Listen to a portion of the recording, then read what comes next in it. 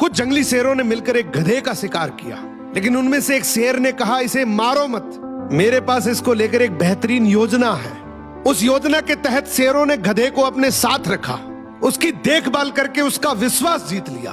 फिर एक दिन उसे वापस गधों के समाज में भेज दिया, पर इस बार वो गधा एक गधे की तरह नहीं, बल्कि वो एक शेर के समान गधों का राजा बनकर वापस आया था, जिसके पीछे सभी शेरों का साथ था। इसलिए बाकी सारे गधे इससे डरने लगे और उसके खिलाफ बोलने से कतराने लगे।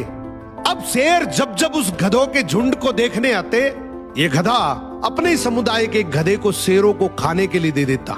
ये गधा गधों के बीच तो एक शेर जितना ताकतवर बन गया था, लेकिन शेरों के बीच वो अब भी एक गधा ही था।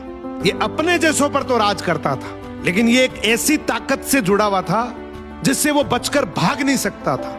इसने हजारों मासूम गधों की कुर्बानी दी, सिर्फ ये सोचकर कि इससे मैं और ज्यादा ताकतवर बन जाऊंगा। एक दिन ऐसा आया कि सभी गधों ने एकजुट होकर उसका विरोध किया और ये ठान लिया कि इस बार शेर जब भी शिकार करने के लिए आएंगे तो हम में से कोई नहीं जाएगा, चाहे उसका परिणाम कुछ भी हो। अगले दिन जब शेर आए तो ये गधा अकेला ही खड़ा था, इसके पास कोई दूसरा झुंड नहीं था। तो गधे ने शेरों से विनम्रता से कहा कि देखो साहब, मेरा खौफ अब खत्म हो गया, मेरी कोई बात नहीं मान रहा अब। तो शेरों ने डिसाइड किया कि चलो अब तू किसी काम का नहीं है तो तू ही साथ चल ले, आज का हमारा भोजन तू ही बनेगा। इस तरीके से आखिर में इस गधे का भी शिकार हो गया।